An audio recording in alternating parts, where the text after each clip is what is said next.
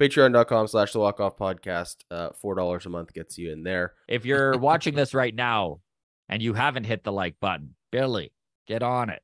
Bug your brother. Tell him to do the same. Well, what a completely and totally normal first game of the season, eh, bud? Just as normal as they come. Just an everyday baseball game you see anytime you turn on a TV to watch the game. You know what? I mean, obviously we're going to get into this, but like pitch count or pitch clock, like how did that affect baseball, right? If you Google it, the first result is like average length of game was down 25 minutes across the league. And I was like, I just watched a 5-hour game. Where did that come from? Where was no, this? and it's funny you bring that up because all 15 games in the books now, right? Average 9-inning time was 2 hours and 45 minutes.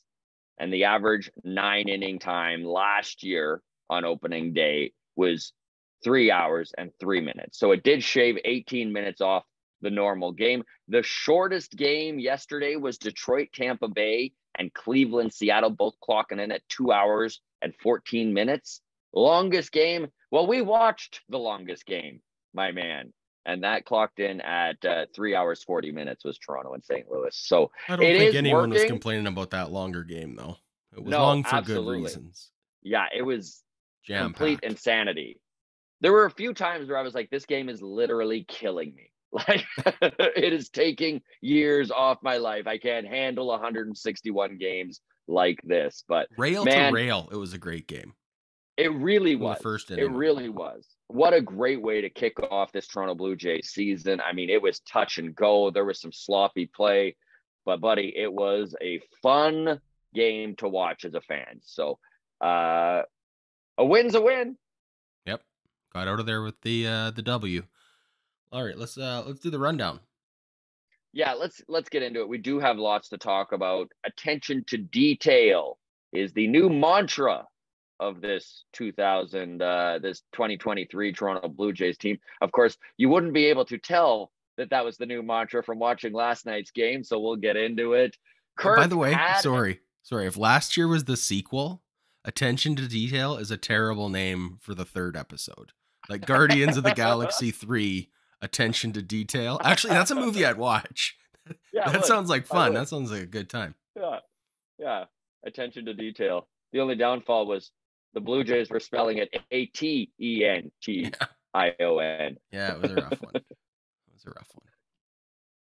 Manoah, we're going to do a temperature check on him, see where we're both at. I don't think either of us are panicking, but he did have a rough outing. There were a few things that happened throughout the game that I think messed with him a little bit. One of them we're going to talk about, right? Alejandro Kirk's wardrobe malfunction, right? He had the pitch comm problem. Exactly. And then they wound up giving a ball out. So we'll talk that. We'll get into the tales of Tubo, right? It was like watching two different dudes play baseball, the offensive one and the defensive one. One was amazing and one was, Yep. The bullpen had some really bright spots, had some dark spots. This was really the summation of the whole game, right? Jimmy Garcia got the win with an ERA of 18. He's out there like a young Jose Barrios. So, there you go. Is he younger than Jose Barrios? He's out there like an exact replica of Jose Barrios. It's an expression, Scott. It just means like yesteryear's version. Like I'm hoping, because last year, remember how Barrios was not good for a while, but he was still getting wins for us. That was the reference. Yes. I don't know if you caught that or not. I didn't. But now that you've explained it to me, okay. I need it spoon feed it. Don't be subtle, Adam. Okay. Then we're gonna end on a high point, which is this new Toronto Blue Jays outfield, and they looked darn good yesterday. They did. It was all the way around spectacular outfield. I think I would give it a 10 out of 10 for yesterday's game, both on the defensive side of things and at the plate. All three of them. Kiermaier, Varsho, Springer. Wow, what a game he had. But we'll end the episode on that. So John Schneider throughout this spring training has been meticulous with his attempt to make attention to detail one of the things that all 26 men on this roster take to heart, really are trying to do to the best of their ability.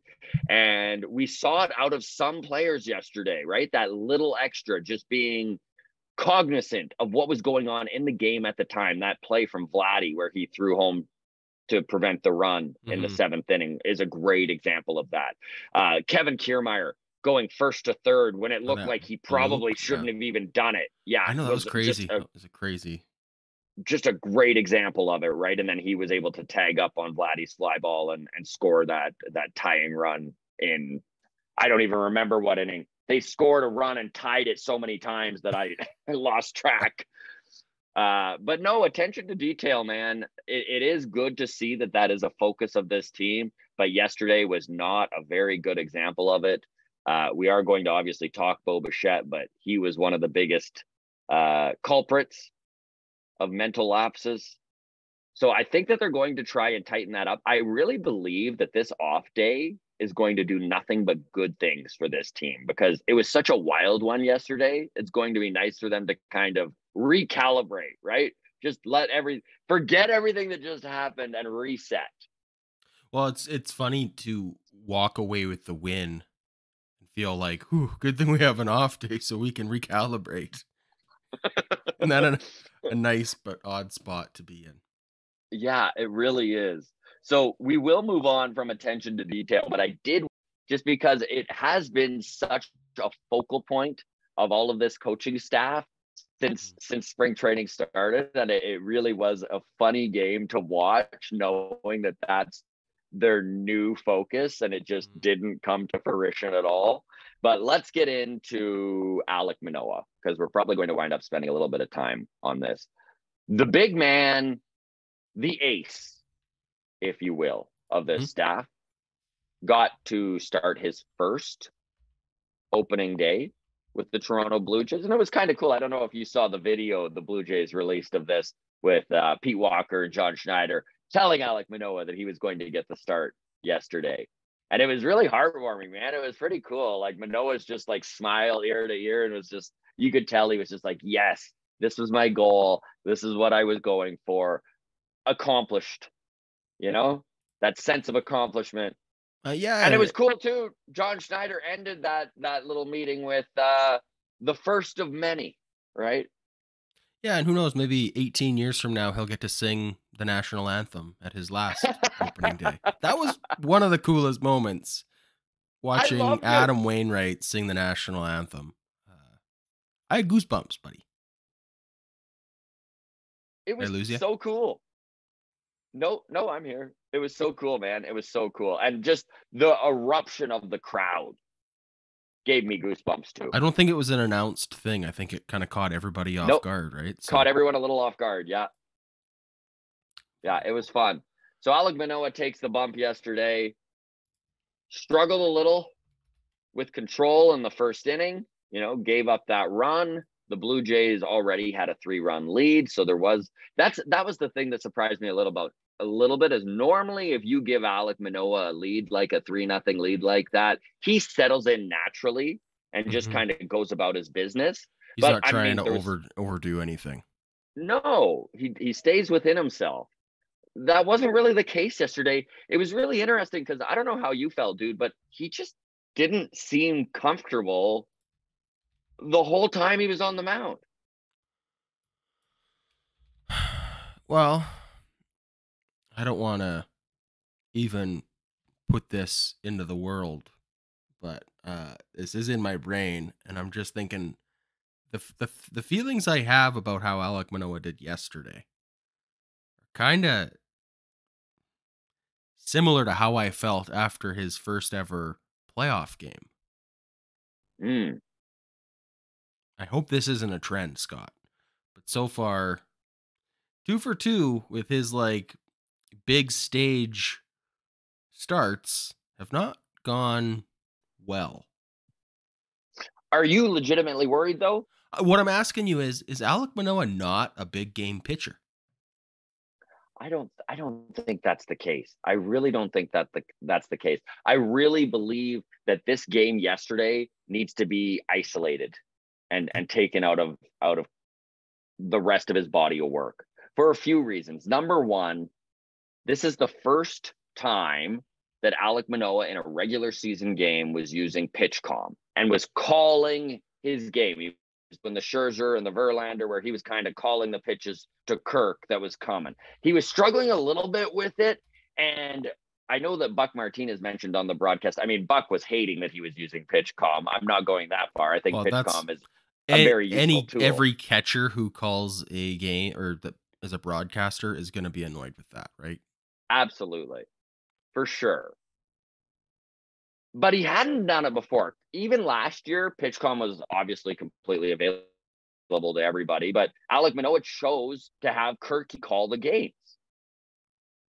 And with the pitch clock and just needing to get into that faster rhythm, it just makes a lot of sense for pitchers to, for the most part, call their own games from time to time, just to keep that rhythm moving. And he just looked uncomfortable doing it.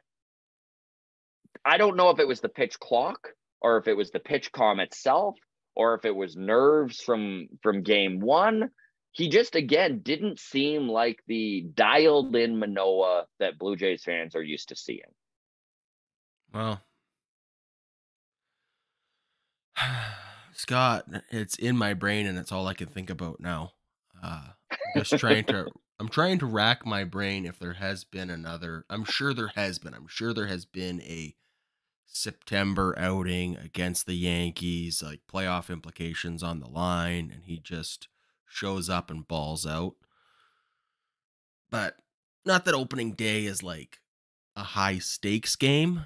Yeah. But it is a big moment, right? And it just reeks of like, maybe it's youth. Maybe it's all it is youth. But it just, I feel like, I don't know if he's gripping the ball too hard or whatever cliche you want to throw out at it. It's early too, though, dude. It's early too, right? Game one of 162. Just saying, maybe this is a factor in him starting game 2 of the playoff series this fall. I don't know. I'm really trying I'm trying to talk myself out of spiraling right now is what's happening. So I just need you to help me cope so that I don't panic, because I have no interest in a pitcher that is a Cy Young all season and then has a 5 career ERA in the playoffs. You know what I mean? We're taking two games that there are so many different factors going on here. Like if you really wish to break down that game one of the wild card game, like he just gave up that 3-run home run. And then he only allowed 1 more run for the rest of the time pitching. Like, it happens. I just feel like comparing these two games are apples and oranges. You're right. Look, and it's a very small sample size. It's 2 outings. Yes. But what do we always say? A good small sample size better than a bad small sample size. It is. It is. And I think this is a natural transition to this next topic, because I do believe that one of the things that really threw Manoah off, and yes, he wasn't really dialed in the whole time, but in that 4th inning, right, when he kind of gave up the big home run there, they had switched from Manoah calling his pitches to Kirk calling his pitches. Now, Kirk was struggling with his pitch calm to get it going so that they could do the reverse, right? Mm-hmm. And as he's struggling with this equipment malfunction, he ran out of time and the umpire called a ball against them, which honestly, I'm all for the pitch clock. I think we both are. I think we've made that very clear. But my God, dude, some common sense would sure go a long way in a scenario like that. Like, how much faster? What's calling a ball against him going to? How is that speeding the game up? Okay, so let's talk pitch clock and then real quick, and then get back to Alejandro Kirk, so we're not spending 15 minutes on the pitch clock. But there were several instances that made you kind of raise your eyebrows yesterday at how things, like, the ump has so much discretionary power as to like when the pitch clock starts, right? Yeah. Like if you if you're the batter and you swing out of your shorts and fall down, it's up to the umpire behind the plate to decide, okay, like give him a moment to like get up, dust himself off, and then start the clock, right? Uh, I saw highlights in the Mets game of Pete Alonso. There was a foul. Pete Alonso's on first base. There's a foul ball, but he obviously takes off on contact, goes down to 2, jogs back to first. Well, he wasn't jogging fast enough. So there was a pitch clock violation on the base runner, Pete Alonso, Oh because my he God. wasn't hustling back to first enough, which is just dumb for so many reasons, right? Like, these are details that need to get worked out. Another issue that I had, I think it was in the 9th inning of the Blue Jays game, pitch count violation or pitch clock. I keep calling it pitch count. Pitch clock violation on the Cardinals pitcher while Vladdy was in the box. But it was one of those like split second bang bang kind of calls. He's just getting ready to deliver his pitch. Illegal pitch is called, but he still delivers the ball. And I think he dirted it, or he airmailed it or whatever. But like, we are going to run into a situation this year where that pitch gets thrown and the batter swings, right?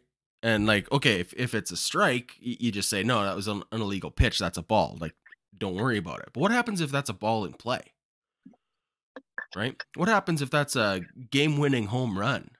What happens if even that's a sharp grounder down the third baseline, and Vladdy's saying, no, I defer the penalty. I'll take the triple that I just hit. And then Nolan Arenado's going, well, I saw time was called, so I didn't even make a play on it, right? Like, it's one of these, it's a messy situation waiting to happen, right?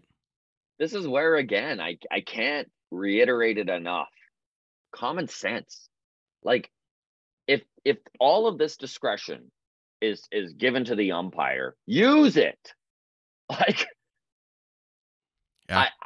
I don't know. Well, hey, the truth is, dude, there are going to be some kinks to work out in this new system, and I think they are still working at it. And the dream is, if there is an ongoing problem with this, that they're not so hard-headed as to not try and tweak it. My only concern, I love your optimism. My only concern with that is this is the same group of people who can't be trusted to call a strike zone accurately. This is a union of workers who love putting their stamp on the game. Yes. Not all of them, but enough of them, right? The ump show exists. The ump show exists, right? So if this is a way to like get back at a guy, right? And like the whole hurry up offense, not the hurry up clock where it's like, hey, this guy's I don't get along with this pitcher so well, right? Or he made me look bad last game, or this catcher or this hitter or whatever. Maybe you get a quicker starting of that clock than usual, right? Maybe things are just called a little bit tighter, it's I don't like it.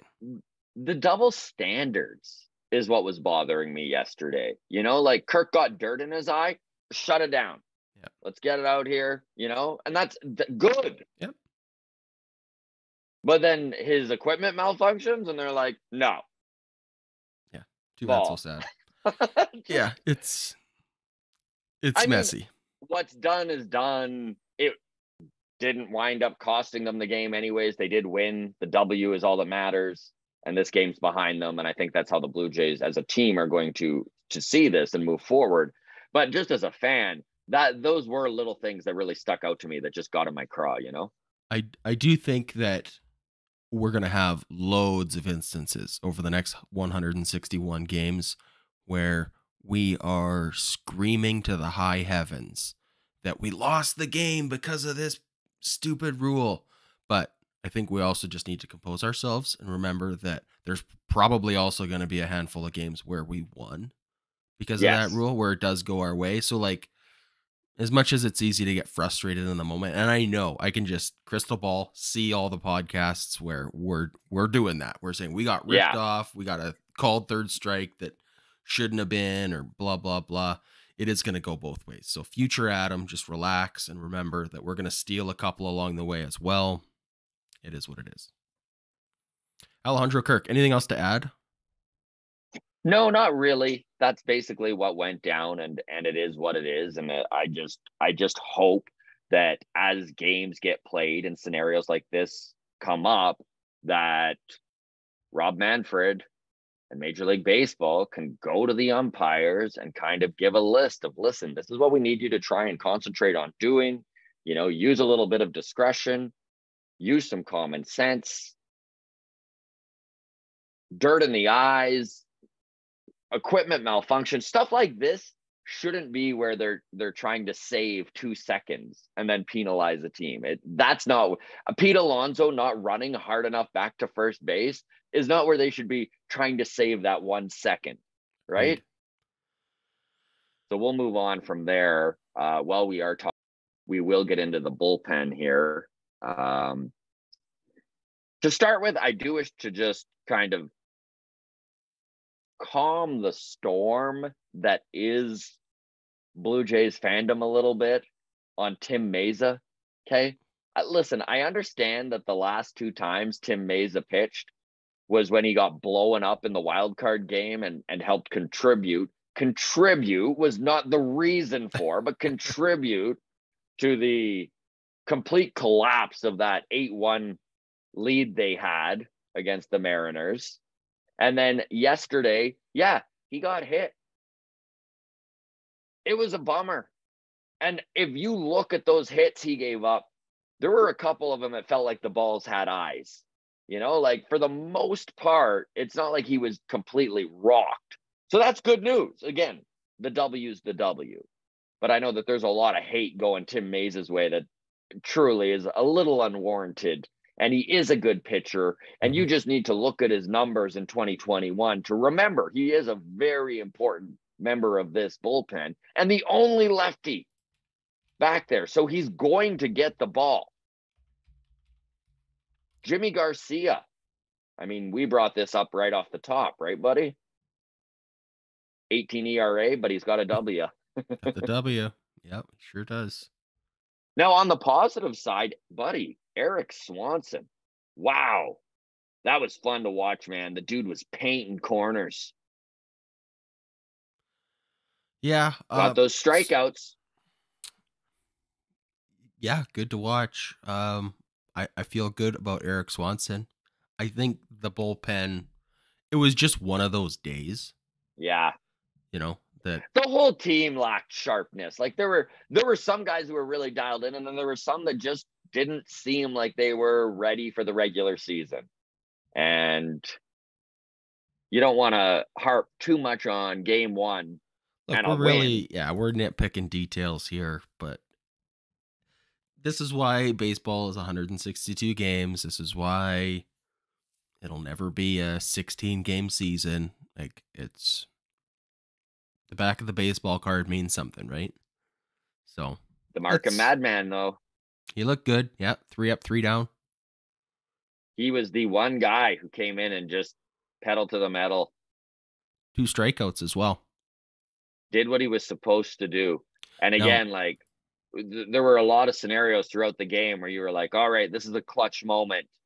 Let's see how focused. Let's see how their attention to detail is here. And then they just would drop the ball. But Romano came in and was lights out, did exactly what was expected of him. I had no doubts that Romano was going to come in. When we were in that 9th inning and the Jays had just tied it up, and then they show that shot of Romano down in the bullpen looking through the chain link fence, dumping the water on his head. I'm like, oh, the Markham Madman is in full psycho mode right now. He's going into psycho mode, exactly. Yeah. So, but here's the thing is, like, I mean, we could talk clutch all we want, but it's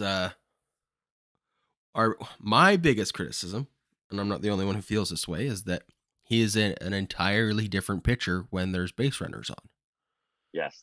Right? So he came in. If he didn't go 3 up, 3 down, and one of those hitters got on base, now it's Paul Goldschmidt at the plate. Yeah. Was the 4th batter he was going to face. MVP Paul Goldschmidt with a base runner on and these new, like, pick-off attempt restrictions and stuff and the pitch clock, I was not looking forward to seeing Jordan Romano with a base runner with new rules against NL MVP Paul Goldschmidt. That felt like he needed a 3-up, 3-down inning or that was over. I had like that. There was no gray area for me in my confidence with him. Was 3-up, 3-down or we lose. Especially with the way that game went. Yeah. So literally every pitcher or every batter he faced felt like a must get. And he got them. So confidence level in Romano right now is 10 out of 10. Okay, so now we are going to talk Bo Bichette. So this is going to go positivity to a little bit of negativity here. The dude had a very rough game in the field.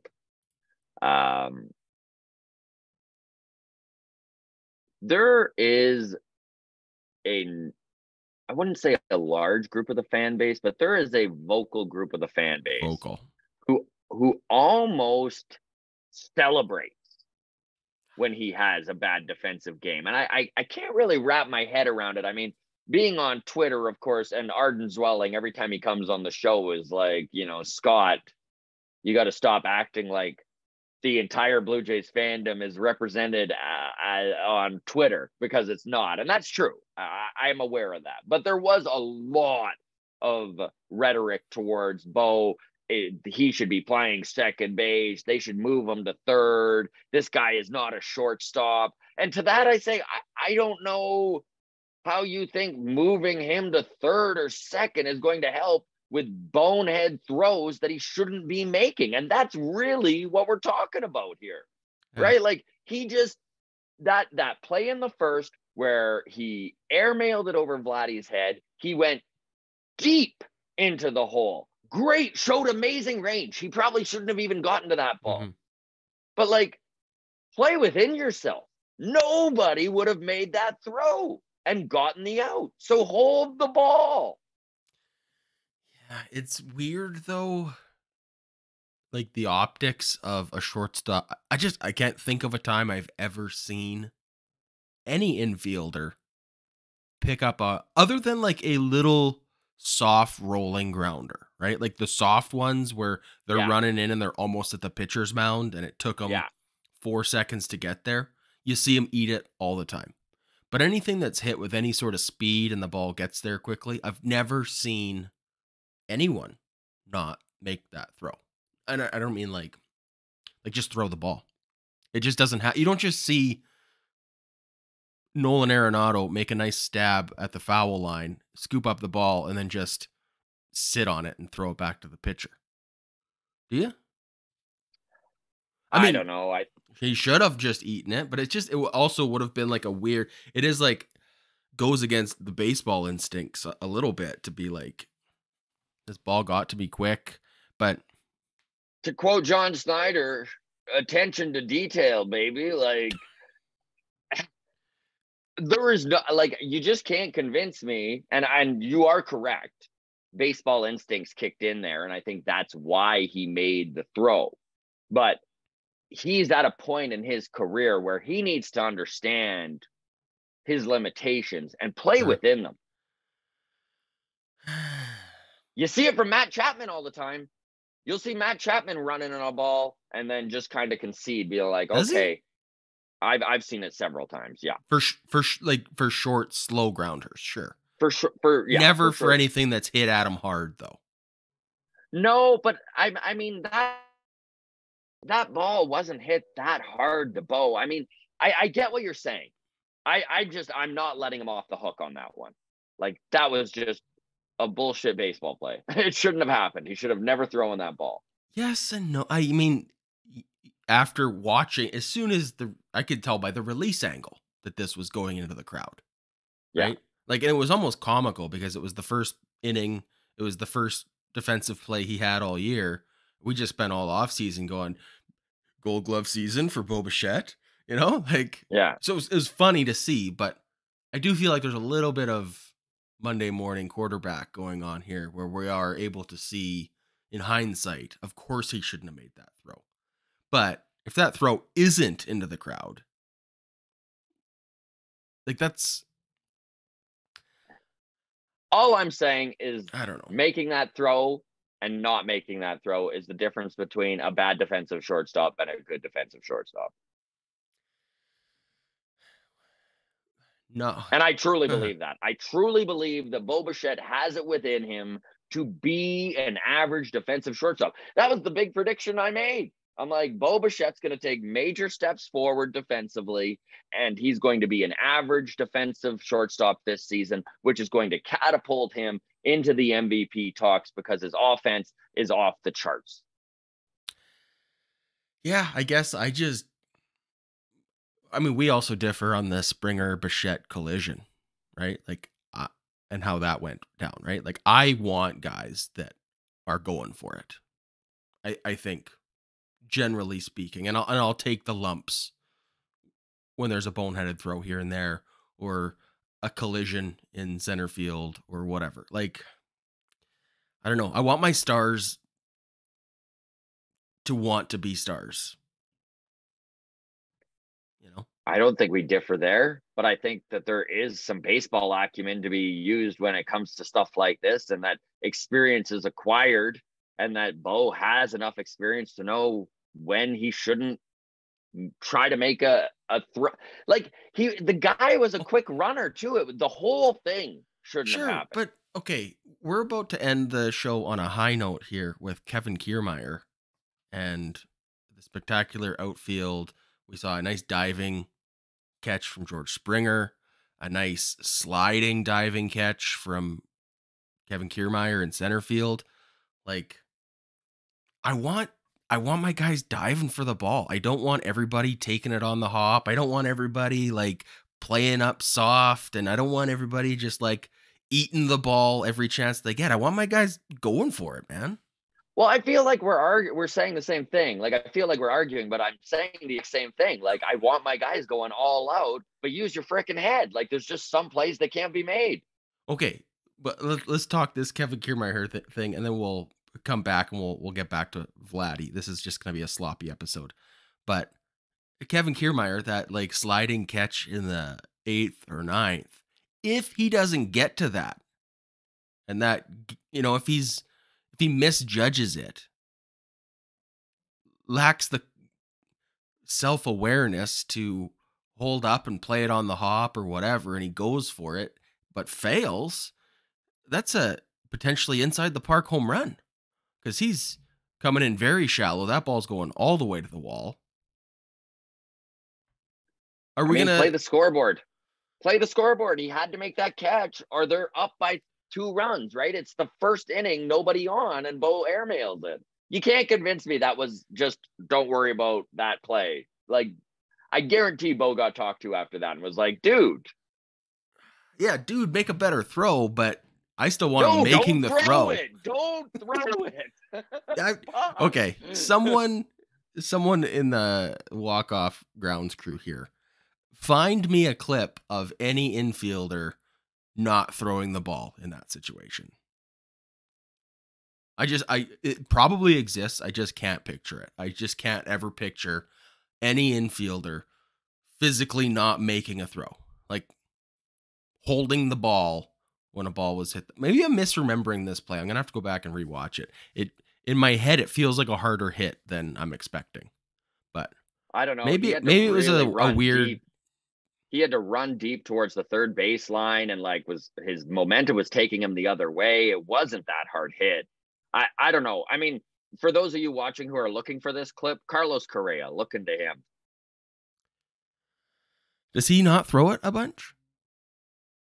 He throws it every time that he has a legit opportunity to get an out, but he's not going to airmail it when there's no chance. Like, even if he hit Vladdy, dude, even if he literally nailed the throw, it was going to be safe. So why throw it? But anyways. Whatever. All right, let's talk. You just said Vladdy. Let's talk Vladdy, because Vladdy had a good game. He had a great game. He was one of the dudes where attention to detail actually came into play here. I mean, that grounder he took with runners, I think it was the bases were loaded, right? I think so. In the 7th, 1 out, and he took that grounder and he went home with just a rocket. And it was the perfect play. It was exactly what needed to be done, especially after you watched Bo try and turn a double play there the play before and a run scored where he could have got him at home. And that was probably the play to do there. Vladdy has above average arm strength, right? Like that was always one of the reasons when he was being brought up to put him at third. That they wanted him at third, exactly. Right? For that arm strength. So sometimes I think that's a factor in like the disappointment in him playing first is like, oh, we're wasting his arm by having him at first base. But like, yeah, it was a nice moment that like comes up a few times a month where he's able to, and it's sure nice that he's got a rock of an arm, an accurate arm. Doesn't have the range of Bo Bichette, but Bo Bichette salivates at Vladdy's arm, that's for sure. So.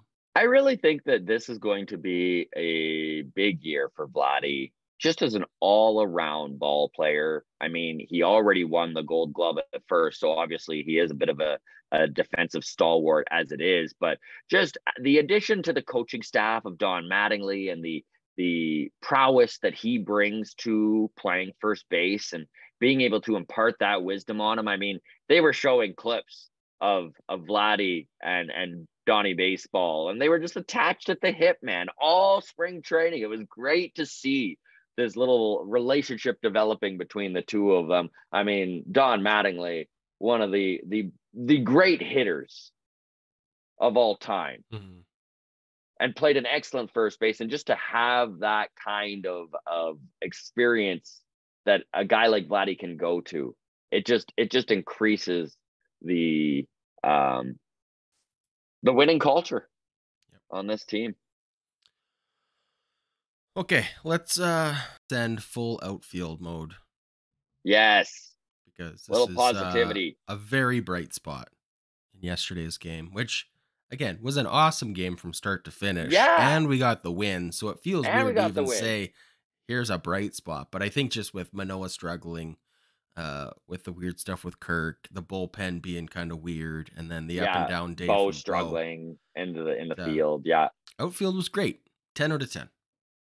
By the way, credit where credit's due, because Bo Bichette had a hell of a game at the plate. 4 for 6. Yep. I mean, if plus minus existed in baseball like it does in hockey, it's just weird that Vladdy can go 4 for 6 and come out at 0 at even. Bo, but yes, I know what you're saying. Yeah. Anyways, back to the outfield. Sorry to derail you here. No.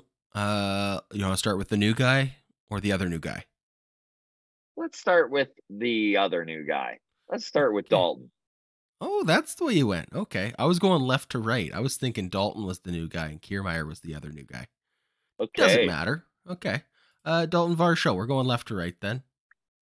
The short king himself started the season with a base hit and then 0 for 4 the rest of the game. Great. Good. Great first at bat.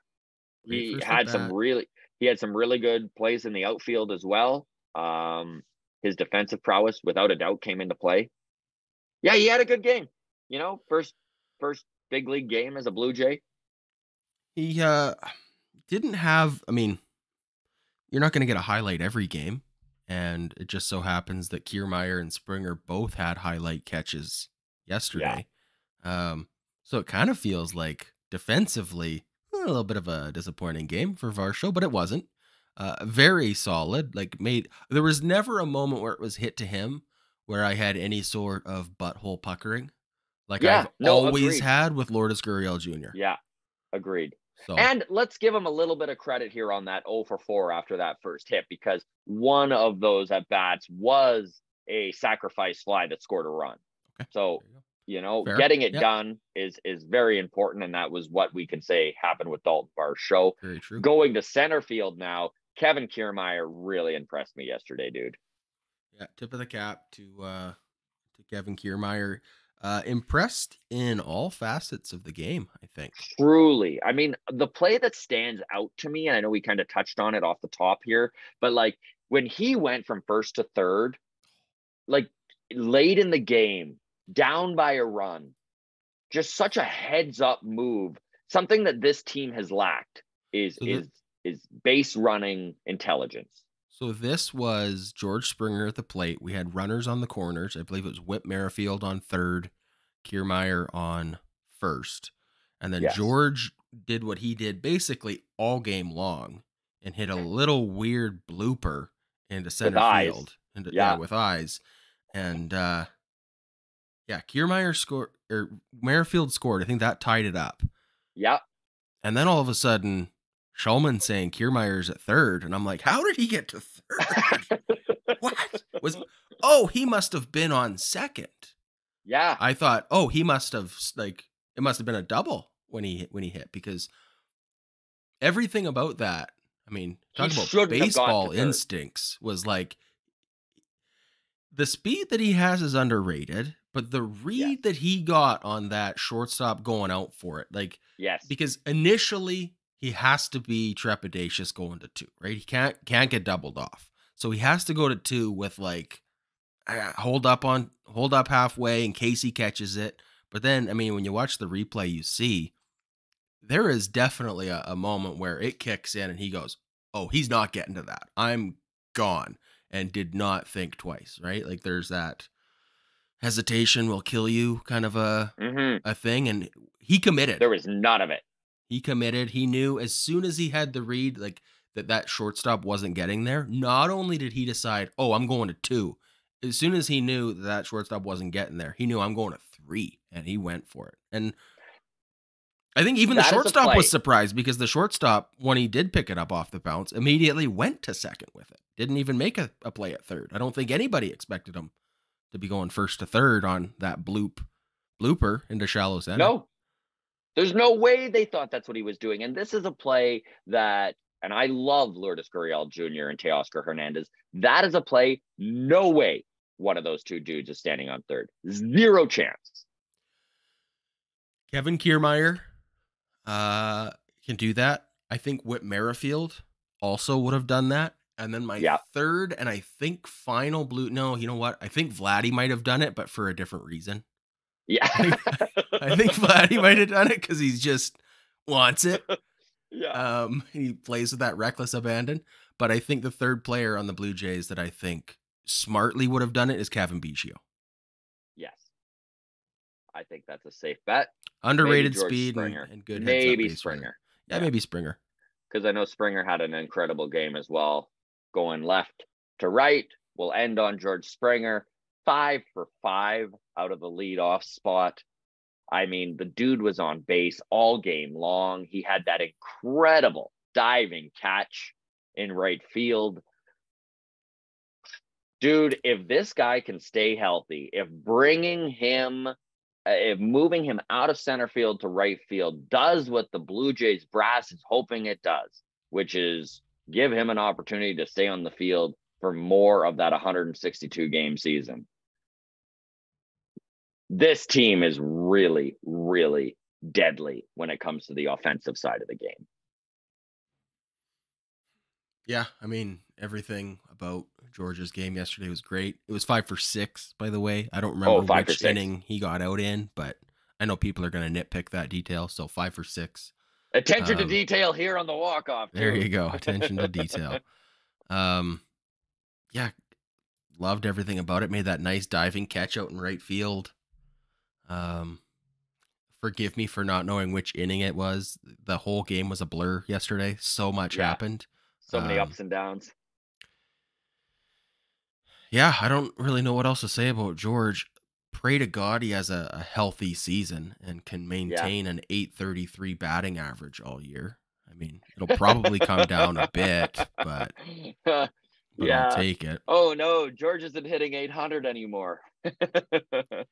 Yeah, I mean, if I'm going down the order here, the only person that had kind of a quiet day, I don't even know if I can find one.